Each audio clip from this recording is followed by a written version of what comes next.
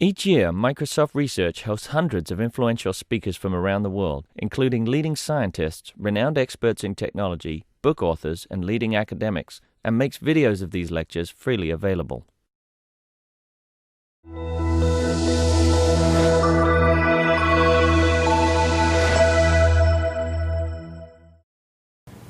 Thank you for coming. My name is Amy Draves, and I'm delighted to welcome Sheila Heen and Doug Stone to the Microsoft Research Visiting Speaker Series. Receiving feedback sits at the junction of two conflicting human desires. We want to learn and grow, and we want to be accepted just as we are. Sheila and Doug's book, Thanks for the Feedback, addresses this tension head-on, offering a framework to help us take on advice, assessments, and criticism with curiosity and grace. Doug and Sheila are co-authors of the New York Times business bestseller, Difficult Conversations, which has actually gone galactic as it's now on the International Space Station. And they are principals at Triad Consulting. They've been teaching negotiation skills at Harvard Law School for 20 years. Please join me in giving them a very warm welcome. Thank you very much. So I'm Sheila. This is Doug, just so you can keep us straight. And yes, we learned recently that the book has been downloaded on the space station, which was surprising to me, but actually as I think about it, it kind of makes sense, right? Like if you're out on a spacewalk, you really want to be getting along with the guy who's going to let you back in, right? You can't like get away from each other. And so as Amy mentioned, 15 years ago, Difficult Conversations came out. And it has now been translated into 25 languages. And we are often surprised by the way people are using it that we just didn't imagine, in addition to astronauts, business schools, managers, law schools, et cetera, family therapists. I recently learned that there's a woman who uses it to teach Argentinian tango. Apparently, she explained, Argentinian tango, as opposed to the melodramatic kind in the movies, Argentinian tango is very subtle. Does anyone here dance Argentinian tango? Is this true? No! She lied to me. Based on my perception, but... So what she says, and maybe you can give us a demonstration later, what she says is that couples come to her to learn it together, and by the end of the first lesson, they are fighting. Right? Like, you're not signaling clearly enough. No, you are not listening, as always. And so she sends them home after the first lesson with this book. Okay? So it's really interesting the ways people are using it. Now, when you have a book that does well, here's what happens. They want you to do another one. And ideally, they want it to be as close as possible to the one you already did. Because then the people who like this book will buy the next book.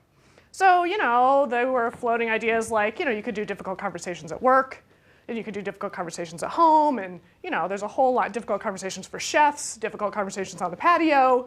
You know, it's like never ending. And we decided not to do that.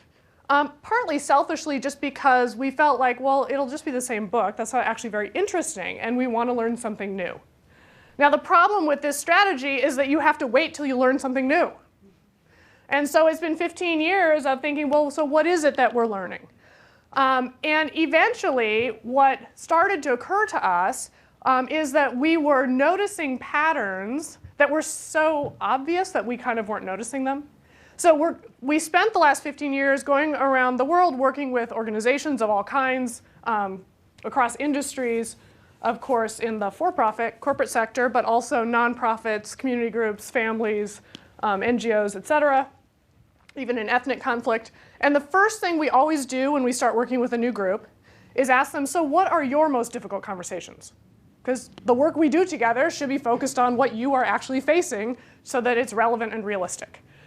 And feedback comes up a lot. To put a finer point on it, feedback is on that list 100% of the time. It doesn't matter what continent we're on. It doesn't matter who we're working with or why they brought us in. Often it comes up as, well, giving honest feedback is hard because the receiver, you go out on a limb to really be honest with them. They get defensive. They argue with you. They really don't take it in. Even if they say they do, nothing really changes. You damage the relationship. Or maybe they really do take it to heart and now they're really demotivated. So, that just didn't work. I'm not sure it was worth it. Quick on the heels of that, somebody names, yeah, but what about receiving feedback? It's unfair, it's off base, your boss doesn't really understand what you do anyway, right? And by the way, it was so poorly delivered as to be pathetic, like by text, are you joking? And so what we started to notice was that it didn't matter what organization you were in, everybody feels that their feedback conversations don't really work. Which is why, of course, the feedback performance system changes every couple years in many places, right? Because it must be the system is broke. So we'll fix the system. And then when we fix the system one more time, then we conclude, well, maybe it's the people who are broke, right? So let's fix the people. And the typical approach is to teach givers how to give, right? So get all the managers together and teach them to be more skillful at giving feedback and encourage them to be more persistent in giving feedback. Now, let me be totally clear. Everybody benefits when managers are more skilled and are better at communication. But it's still a push model of learning, right? I'm going to decide what you need to learn, and I'm going to push you to learn it. And if there's any resistance at all, pushing harder or more persistently or even more skillfully rarely results in real learning. And so it occurred to us that maybe we've got this whole thing backwards, actually. Because at the end of the day, it doesn't really matter how much power or authority or even skill the giver's got. It's the receiver who's in charge. It's the receiver who decides what they're going to let in, what sense they're going to make of it, and whether and how they're going to choose to change. So how come we're not actually trying to create pull and learn, all of us, how to receive feedback more skillfully and turn even that offhand, unfair criticism into something that might be valuable to us? Because I think often we wait around for the perfect giver to come along, and those givers and talented, skilled mentors who we trust and we admire, and all of their coaching comes pre-approved, treasure those. But they're rare, right? Mostly our lives are populated by everybody else who doesn't have time to give us the time that we need, whose advice is maybe off base and certainly a little bit cutting, or it's so indirect you can't quite figure out where you stand with them. And so this book is really taking a look at, well, what's so hard about receiving? And how do we take charge of our own learning so that you can accelerate your own learning and actually learn from anybody? So it doesn't hinge on the skill or what you think about your giver. Now, by the way, one of the reasons that this is so important, it has to do with work. Because the research shows that people who seek out negative feedback, and in the literature, what they mean by that is they're not just fishing for compliments. They're looking for what they can improve. People who seek out negative feedback at work adapt more quickly to new roles, they report higher satisfaction, and they get higher performance reviews. So it's not just that it benefits your learning, it also changes how people see you. It's no less important in our personal lives. You guys have a friend and researcher here in Seattle, John Gottman, who studies marriage. And one of the things that John has discovered is that the spouse's willingness to take coaching and influence from their partner is a key predictor of a happy, stable marriage. Now, keep in mind, that has to be true when your spouse's chronic complaints about you. You think of that less as feedback and more as them being annoying, right? But paying attention to that is important for the relationship. And of course, if you want to influence how your kids deal with setback, how they react to a bad grade or a bad call in the baseball game, that's going to be determined more by them watching you and how you handle the offhand criticism from your mother-in-law, right? Or the disappointing result at work than all the lectures combined. So that's really where we started, to take a look at, all right, well, what's out there? Almost nothing. How is it that we can get better at it? And I think the place to start is, why is it so hard? And Amy alluded to this in her introduction, because what we found is that feedback actually sits at the junction of two core human needs. Human beings are wired for learning. If you look at the happiness research, getting better at something, seeking mastery, growing, and learning is a key piece of what makes us satisfied in life. It's why we take up hobbies in retirement. It's why we're addicted to those games, because getting a better score is really satisfying. It is, by the way, why otherwise normal human beings stick with the game of golf. Because the occasional good round gives you the illusion that you're actually getting better, okay? Problem is, of course, we've got another really core human need that runs right alongside that, which is we really want to be respected and accepted just the way that we are now. And the fact of feedback often suggests that how you are now isn't quite A-okay, which is sometimes why the people closest to us, their criticisms can be even more threatening than someone that we don't know. And sometimes that means a stranger can tell us something that our spouse has been trying to tell us for years. But it's so threatening there that we can't hear it when we can hear it from another source. Let's take a look at that challenge. Yeah, so let's dive into your challenges. Take a moment and reflect on a couple questions. I'd like you to think about a time in your life when you received some feedback that you did not take. And once you've identified that, ask yourself, see, as specific as you can be, why was it that I didn't take that feedback?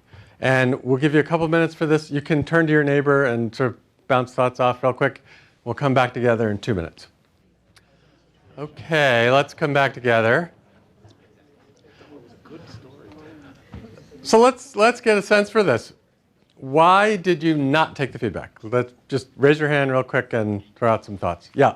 Because I wanted to keep doing what I was doing. You wanted to keep doing what you were doing, right? It made you happy. I think that we can just cancel the rest of the workshop. That captures everything we need to know. Yeah. I didn't trust the person. You didn't trust them. Their what? Their motivations, their expertise, motivation. Good. Some folks in the back have been raising hands until I pointed toward you. Yes. They couldn't share any details with me to help me understand what it was behind the judgment. And the So they didn't help you understand it, and maybe that also created a sense of like, well, they're not sharing details. Maybe there are no details. A little bit suspicion around whether it is really right. Yeah. So I didn't feel that the other person completely understood the situation before providing the feedback. They didn't the feedback giver may not have understood the situation, certainly not in the way that you did. And so it makes you wonder, well, does this feedback then make sense if they don't know the context? There's a couple hands up here. Yeah. I didn't realize I was given the feedback until afterwards, and the person giving feedback, being a spouse, was too close, and I had to point it out in a different situation when someone else gave me the feedback. I told you, and this happened so many times that he just felt that he's overridden by every time. So this is your spouse, situation. And your spouse gives you feedback. But I just didn't. It doesn't register. Someone else gives you feedback, and that really registers with you and with your spouse, right? They're wondering, why doesn't it feel like that? Others over here? Yeah. Attachment to my own conception of what is good for me. Say it again. Attachment to my own conception of what is good for me. Attachment to your own conception of what's good for you. Yeah. So the feedback is often subjective, and you might have a different view of what makes sense or what you want. Yeah. I estimated that following the feedback would be too risky for myself because I was the one who's actually taking the risk. So following the feedback is risky for you. They want you to be the one that takes the risk. And you notice that it could have a downside. Let's just take one more. And also people give me different feedback. Somebody say you're good at this, and the other people say you're not good at it. Yeah. So, Yeah. So people give you different feedback. Do it this way. Someone else says do it this way. And it could be the opposite. You're good at this. No, you're not good at this. So who are you supposed to believe? And then if you talk to each of them and tell them that someone gave you the opposite feedback, they're like, oh, that's ridiculous. That person's ridiculous. You should believe me. And they're both saying that, of course. Yeah, so we've gotten a lot of interesting reasons why we don't take feedback. And it would be easy for Sheila and me to stand up here and say, you know what, you've all got your reasons, but you know feedback is good for you. You know it helps you learn. So just get over those reasons. Just put them aside. Take the feedback. You know you should, right? That would be convenient, simple. It would mean the book was, 2 or 3 sentences long. So, but that's not our advice, because in fact, your reasons, the reasons that you've just shared, are pretty compelling, right? So if we're going to get better at receiving feedback, we have to, step one is really getting better at understanding our reactions and then being able to sort of sort through them in an intelligent way. It turns out, you might think that there's a trillion reasons why we don't take feedback. Turns out, as Sheila and I have been teaching this material, we've seen lots and lots of reasons, but you can put them into categories that are very useful in terms of your own sort of mastering your own reactions. So we would say there's 3 categories, 3 reasons that we tend to have a negative reaction to feedback or discard it. And the first category is what we call truth triggers, or the challenge to see the feedback. And this has to do with the substance of the feedback. We're listening to the feedback, and we're asking ourselves a question as we're listening, and that question is this feedback right or wrong? Is it good or bad? Is it helpful? Is it not helpful? And when we decide that it's not helpful or bad or wrong, we reject the feedback. Now, as far as that goes, that makes a ton of sense, right? Raise your hand if you think you should be taking stupid, wrong, unfair feedback as a general matter. Probably you feel that you shouldn't be, right? So that's a reasonable question to have. If you show up to work one day and someone says, okay, Mike, so I was disappointed in your performance at that meeting. I thought you were really going to speak more and sort of stick up for the project. And you're thinking, okay, A, I wasn't at that meeting. B, my name is not Mike. So this isn't really maybe feedback that is going to apply to me that much. You don't have to take feedback that's wrong. So the challenge with this category is that too often we reject the feedback, we disqualify it, we set it aside before we've even really understood it. And I'll say more about that in a moment, what that means and why that happens. A second challenge here is that we're very willing to set feedback aside because something about it was wrong. So my name is Doug Stone, my middle name is Charles, my middle initial is C. So if the feedback said Douglas B. Stone, I could be like, whoa, that's not me, that's totally different. So we can find some little thing wrong with it, and then we say, well, the feedback's wrong, so I'm not going to take it. But it may be, even if 90% of the feedback is actually off target or misguided in some way, that last golden 10% might be something enormously valuable to you. So we do in this context, we do what's called wrong spotting. We've got that radar of like what's wrong, and then I'll set it aside. So we'll talk more about this in a moment. Second category, relationship triggers, the challenge of we. So all feedback exists in a relationship, in a context of the giver and receiver. And we have a relationship with the person giving us the feedback. It might be our identical twin sibling who we've been related to for 70 years. It might be the person at the stoplight, very brief relationship, but there's some kind of relationship there. And in this challenge, often the person giving you the feedback can sort of overwhelm the what, the actual feedback itself. So the challenges here are, as some of you pointed out, maybe we don't trust the motivations of the person giving us the feedback. Or maybe we don't trust the expertise of the person giving us the feedback. They have no particular knowledge about this topic, and yet here they are giving us feedback. A second category in this challenge of we is when we feel in some way poorly treated by the person giving us feedback. So a classic example is if we feel underappreciated. It's really hard to take feedback from someone who is actively underappreciating you in the same moment that they're giving you feedback. So if you take over for a colleague for a few days who's out sick, and they then come back a few days later, and you've been working really hard to do your job and their job, and they come back and they say, well, the project that I was working on right before I left, you still haven't finished it. And you're thinking, okay, so actually you're right, technically I haven't finished it, but that's the first thing you say to me after I was taking over your job because you were sick. So what happens is we focus on, how could they possibly have raised that instead of thanking me? Which is an important topic, obviously, but it's also a different topic than how did you do in your role of substituting for them. So with the challenge of what we do is we sort of switch topics and we substitute our new topic, which is you don't appreciate me or you're mistreating me in some way, for the original topic, which is this conversation started by you giving me feedback. But we're not talking about that anymore because I don't like the way I feel treated. So this can be very complicating and cause us to set aside feedback that actually might be important to discuss. Third, identity triggers, or the challenge of being me, or in all of your cases, the challenge of being all of you.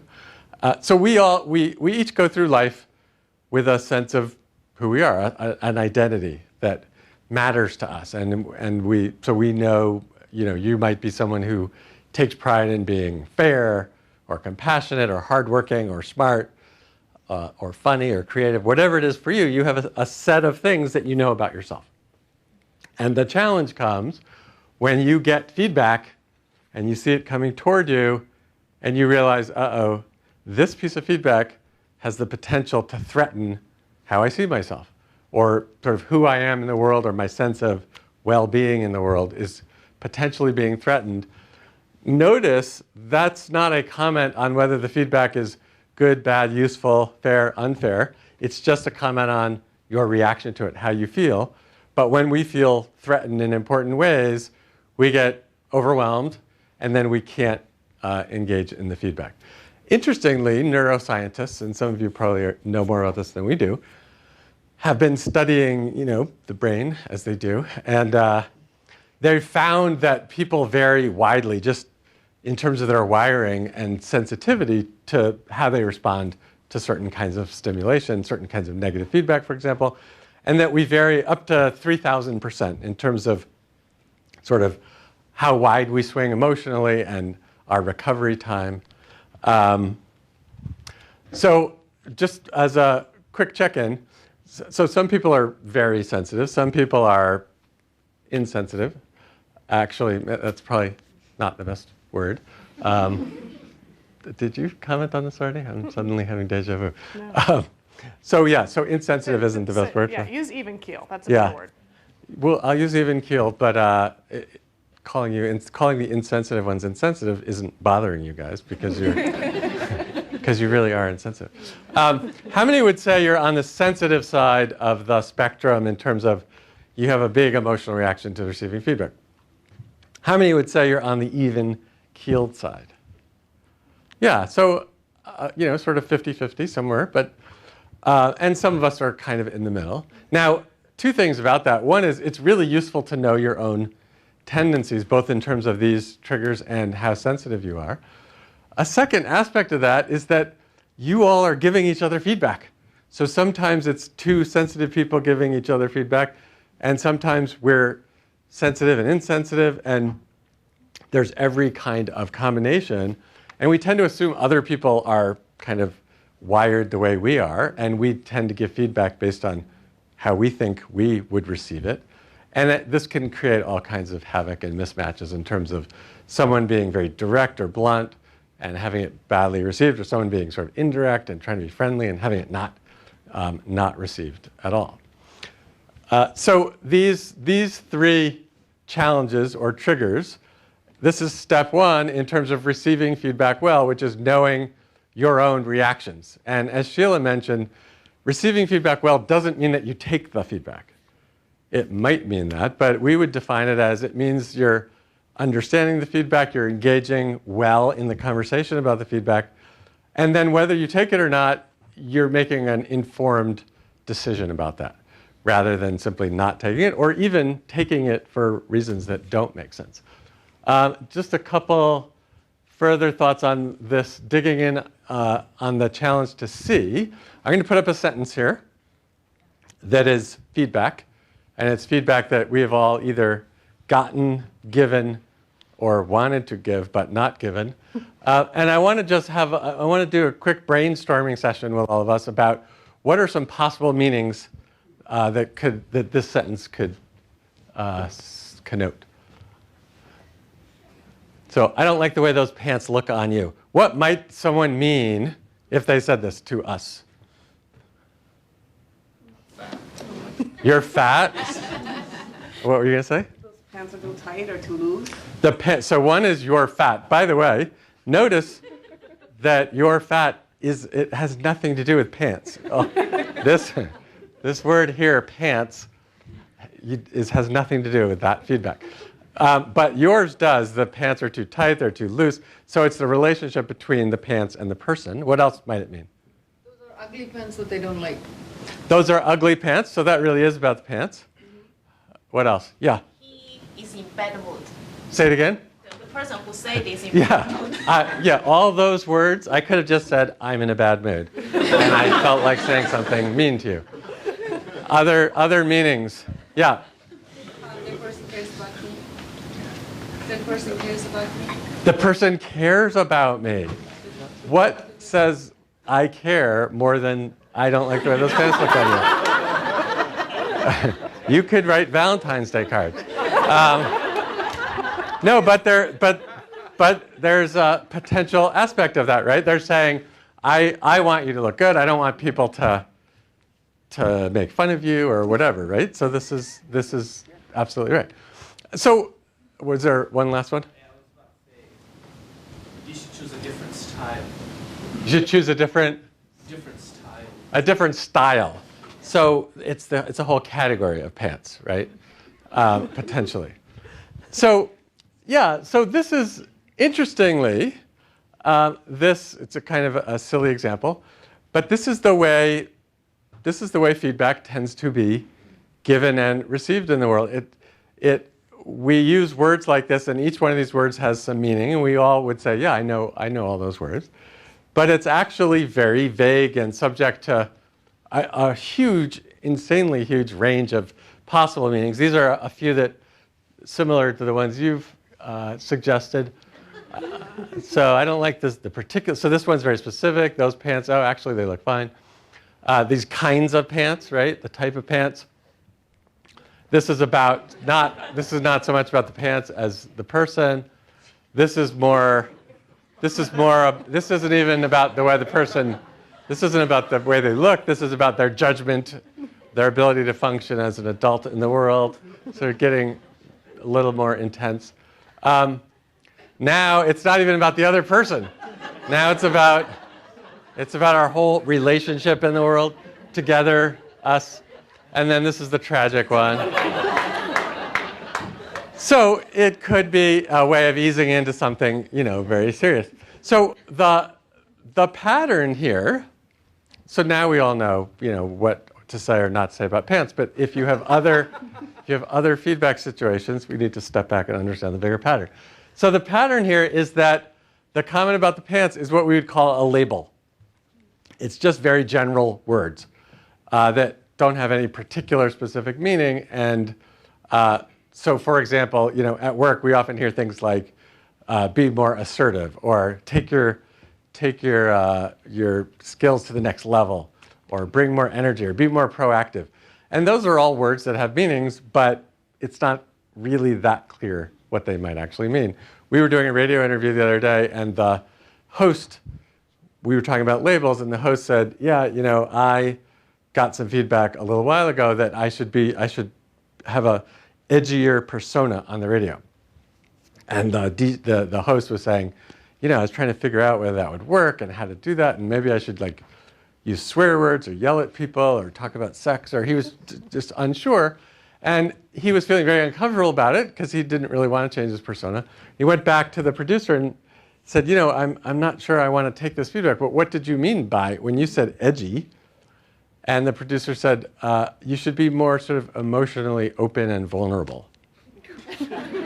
And the guy was like, well, that's actually worth exploring. And it's not about a right interpretation or a wrong interpretation. It's that we tend to either reject or accept feedback based on the label, whatever it is we think that label means. So the way out of this is two things. First, spot the labels. And we'll give you the homework assignment to, next time you give or even receive feedback, notice whether is there real substance to it, or is it a pretty vague label. Once you spot the label, ask 2 questions. Where's the feedback coming from and where's it going to? The feedback has a past and a future. Where it's coming from, you're asking, what stimulated this feedback? What did you observe? What are you worried about? What were you thinking about? What did you see in terms of what I was doing or what others have done that made you want to give me feedback? So it's about the past. And then, so if I was going to take this feedback looking to the future, what would I do differently? Specifically, what would I do differently? How would I know if I was doing it the way you wanted me to do it? How would I know if I was going too far or not far enough? So you're trying to sort of sketch out a picture of what it would look like going forward. So far, we've been dipping into a little bit the challenge to see. And the challenge to see includes both to see what the giver means. What is it that they're trying to comment on? It also includes, by the way, the challenge of seeing yourself. Because we all have blind spots. Actually, I don't have blind spots, because I would know if I did, but I know that you guys have blind spots, okay? So there's a chapter that looks at things that typically fall in blind spots. One of them, interestingly, is not just facial expression and body language, but tone of voice.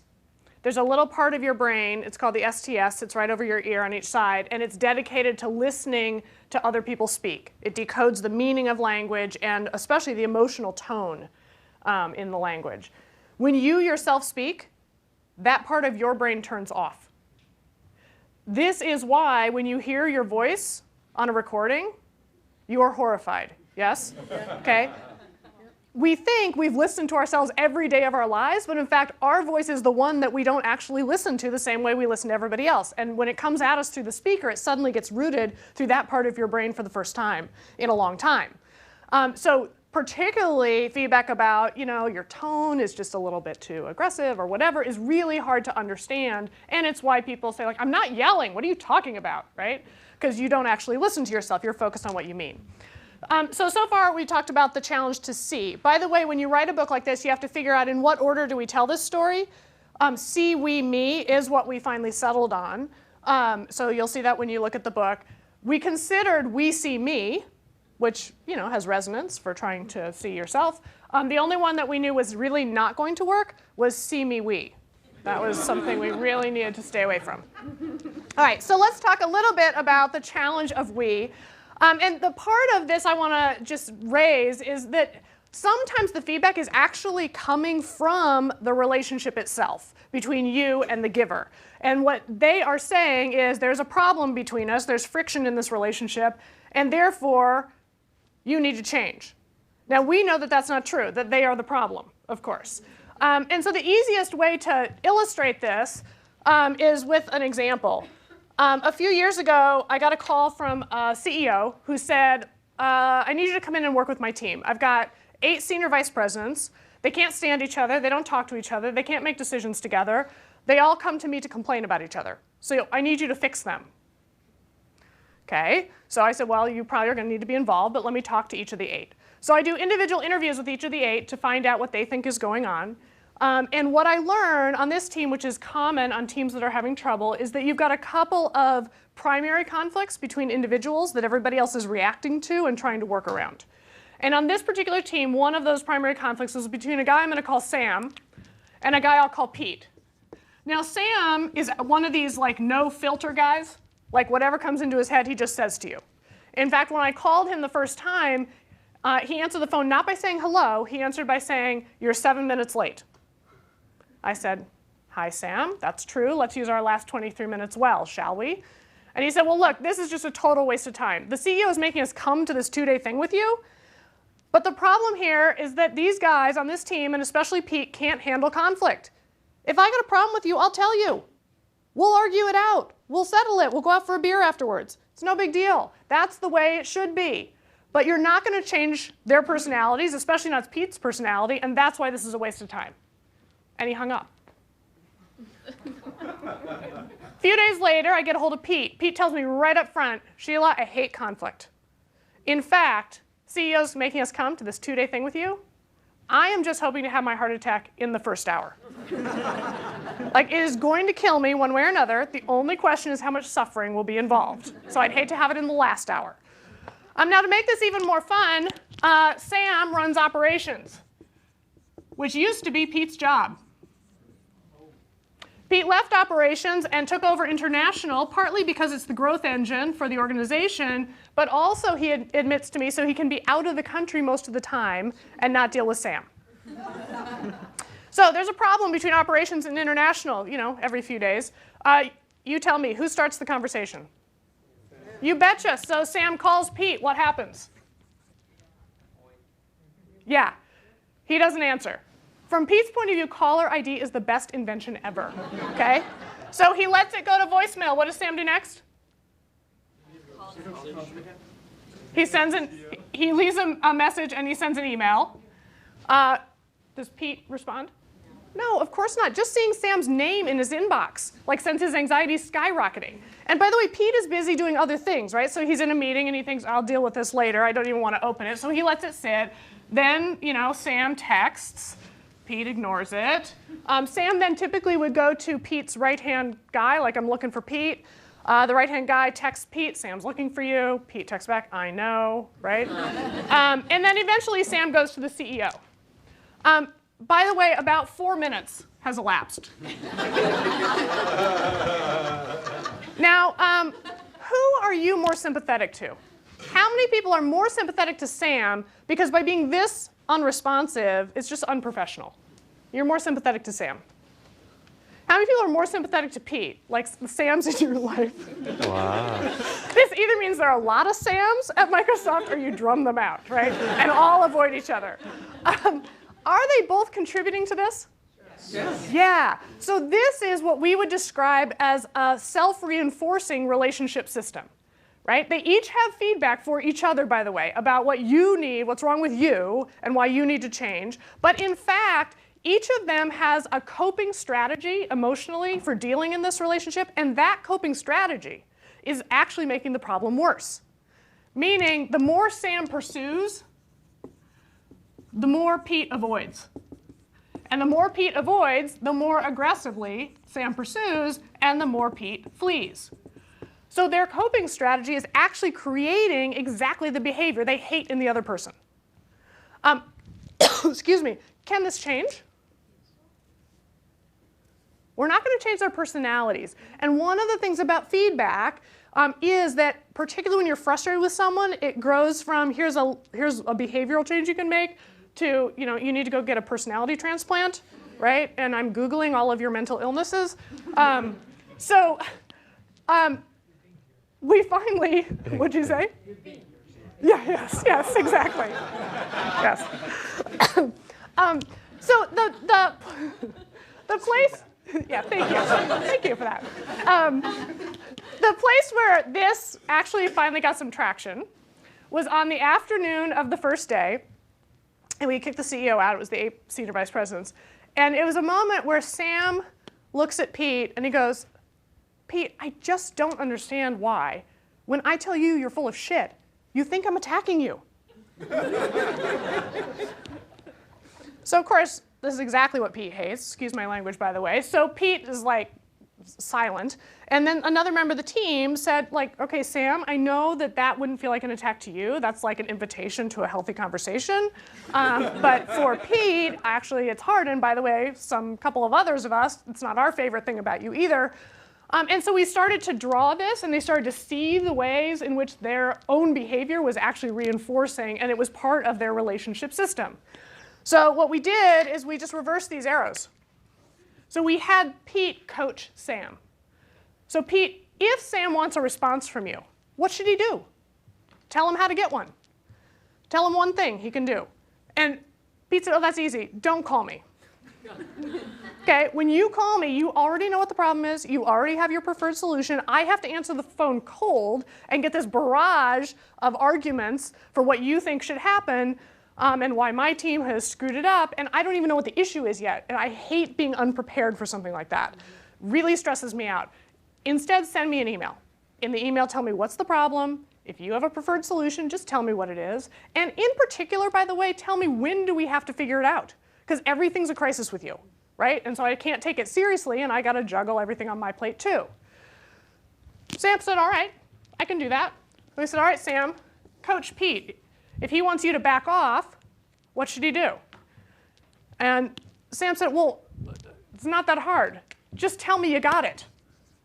Part of my anxiety is I can't tell if I'm getting through to you. I'm an operations guy. I got a problem to solve. So I can't tell whether I actually have your attention. And when you tell me you got it, tell me when we're going to talk. Then I put it on my calendar. We're going to talk Thursday morning. I can relax. Did this change? Yeah, for a while. Okay. So let's be really clear about one of the challenges of receiving feedback, which is often you're persuaded. That coaching is good coaching. I do think that I would improve. This is something I fully intend to do, but actual change isn't easy. And so although they both took the coaching that the other gave them, they also needed to agree that they would help each other and not use falling off the wagon as more evidence that you're impossible. But instead, nudge each other with a little bit of humor, like, hey, you forgot to let me know if you got it, or you forgot to tell me by when we need to decide. And also their teams and their colleagues agreed to help. Because changing a relationship system actually takes some work, right, and some time. So slowly, over 12 or 18 months, it got better. When you try to understand a relationship system, what's going on here that's producing so much frustration and feedback between us, one of the ways that we suggest to do it is to take 3 steps back. The first step back looks at what are the intersections in how I am versus how you are that's creating some of the friction. We're just different. And this is one of the reasons, by the way, that the people you find challenging to work with are actually sometimes MVPs for you, your most valuable players, because the people you like and who like you and you work easily with, they sometimes don't see your edges, right? Because you just fall into an easy rhythm together. The people you have some friction with, they do see your edges, right? Partly because they're so good at provoking them. So they actually have valuable insight and a different perspective on you under stress, so that they sometimes can be really helpful. So looking at what is it that is different between us that's causing some of the problem, step back one more step to say, okay, is there something about the roles that we play that creates conflict, right? My job is to pester you to get something done, but in your role, this thing is not actually that important, so it keeps falling down your to-do list. So I keep saying that you're being irresponsible or unresponsive, but part of it is simply that it's built into the role that it's more important for me than it is for you, or your role is you're overwhelmed, right? Because you're sitting in a role that is a bottleneck, let's say.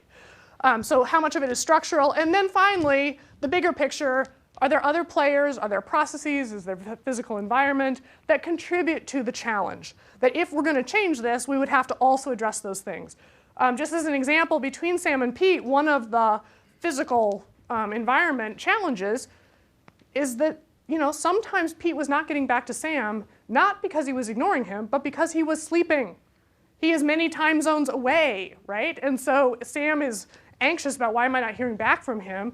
Well, you got to think ahead from their point of view, where are they or why is it taking so long? Before we run totally out of time, I want to just touch on the challenge of being me. So what we did was we looked at differences in sensitivity to feedback. And we looked at 3 different variables. The first is what we call baseline. In the literature, this is sometimes called set point. That all of us have sort of a level of happiness or satisfaction in life that in the absence of other events, we gravitate back to. This comes from the studies of lottery winners. A year after winning the lottery, they're about as happy or unhappy as they were before. People who go to jail, a year later, they're about as happy or unhappy as they were before. Okay? Some people live life at if it's a scale of 1 to 10, they're like an 8.5 or a 9. Like these people are like irrationally cheerful all the time. Other people live life at like a 2 or a 2.5. Now the reason why this matters vis-a-vis feedback is particularly if you have a low set point or baseline, positive feedback can sometimes be muffled for you. The volume is kind of turned down. It's harder for you to hear it. The second variable is what we call swing. So when you get positive or negative feedback, how wide do you swing positive or negative? Some people, the same piece of feedback will come to 2 team members. One of them is devastated. The other is like, it's going to be a busy day tomorrow, right? We'll get it fixed. Then, of course, the person who's even keel will say to the sensitive person, like, you're so thin-skinned. Like, you gotta not take it so personally, like, and heap another piece of feedback on top of it, that you're not handling the feedback very well, which is always really fun for the sensitive person. The third variable, then, is what we call sustain or recovery. How long do you sustain positive feeling? Or how long does it take you to recover from negative feeling? How many people would say, if you get a piece of positive feedback in email that matters to you, that positive feeling would actually stick with you all day, maybe even leak into the rest of the week? How many people, like, it's gone by the time you open the next email? Yeah, okay? So, by the way, positive sustain and negative recovery are completely independent of each other. You could have long sustain and short recovery. You could have short sustain and long recovery, which is a particularly tough profile. But understanding your own reactions can help you understand how to manage those reactions. It can also keep you from falling into or help you recover from the distortions that come with big negative swing. So if you are really upset by a piece of feedback, you can fall into what we call the Google bias.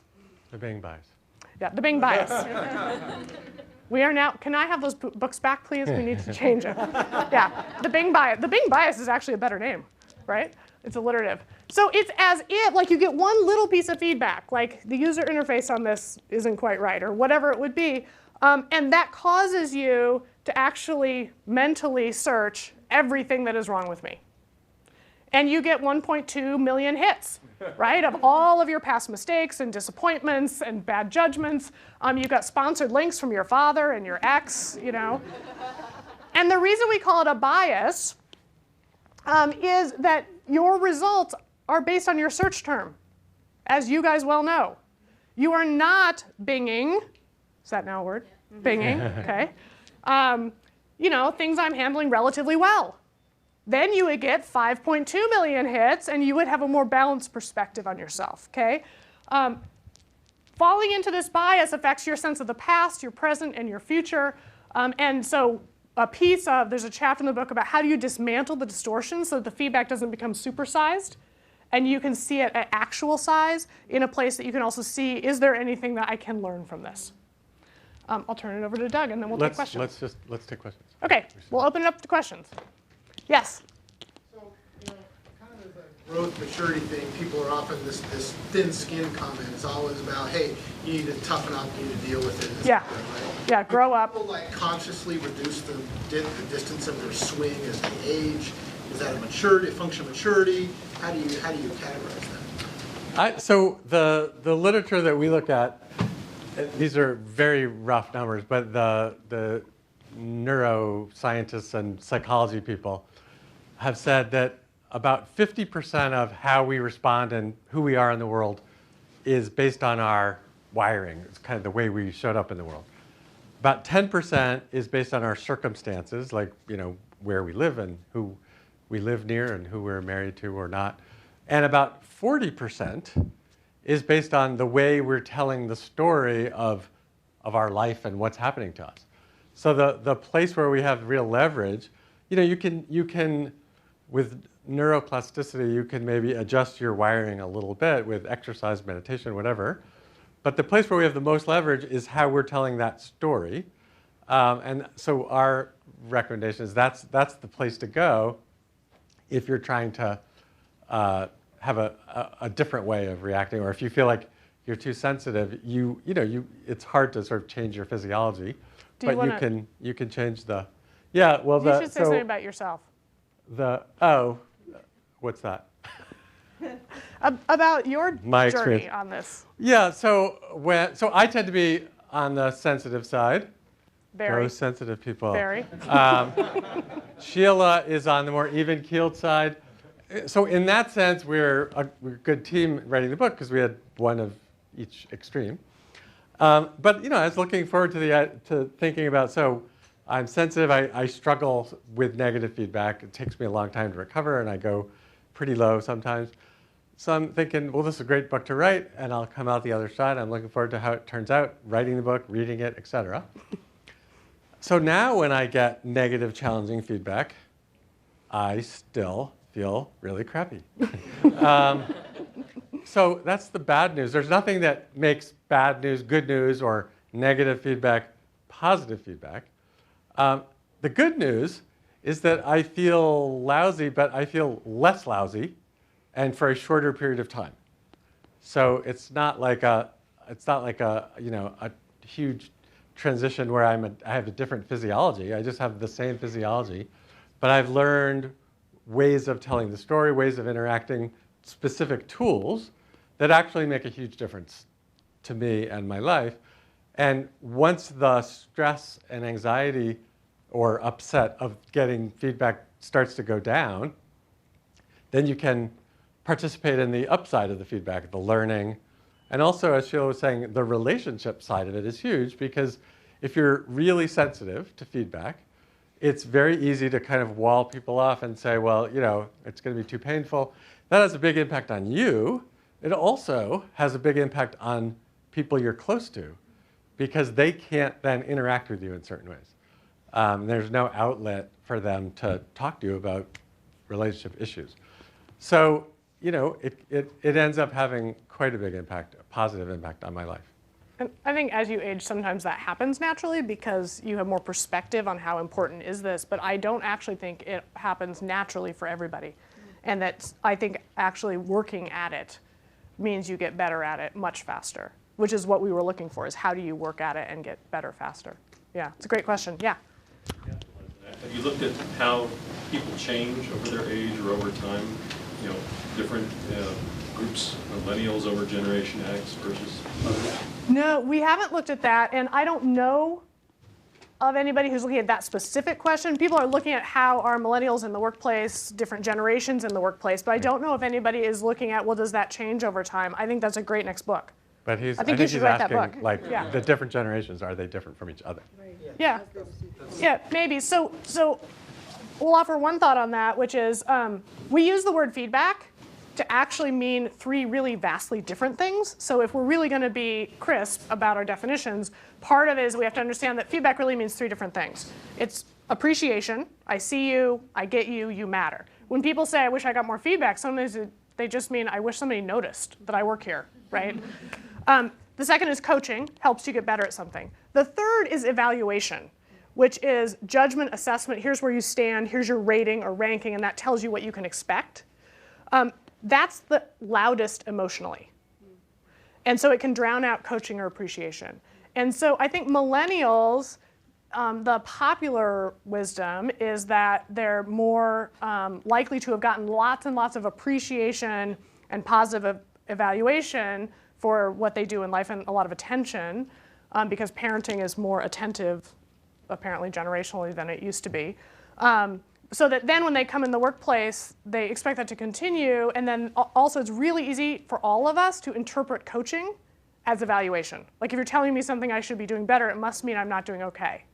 And by the way, I think it's particularly challenging for high achievers. Do you guys know who this is? Yeah. Michaela Mulroney. And disappointing ourselves as high achievers can sometimes be the most damning. And I think that that's something that we often share.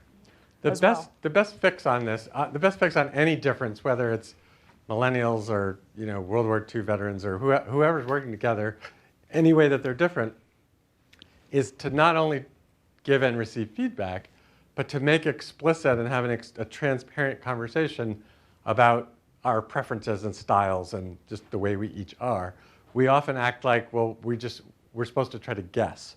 And we do our best, and we're thoughtful and considerate, but often we just guess wrong. It's much easier just to talk about it and say, what are your expectations? Here's my expectations.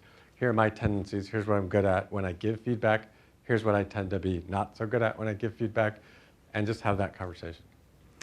We'll offer one more thought, and I want to be respectful of your time, but we'll stick around to answer questions and chat with anybody who wants to chat.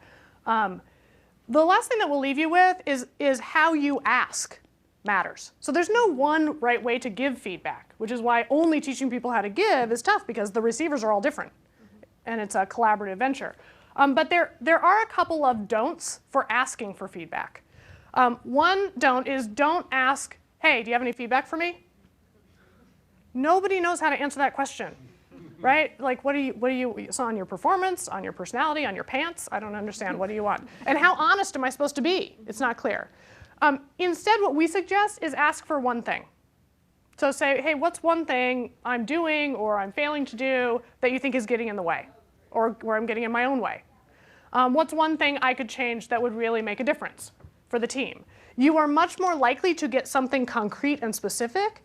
It lowers the stakes for both of you, and it's clear that you actually assume there is one thing, so you can be honest, right? And if you actually take one thing, you can actually take charge and accelerate your learning and elicit coaching, as well as probably appreciation year in and year out, and you don't have to wait for the performance management system, which is really geared mostly for evaluation.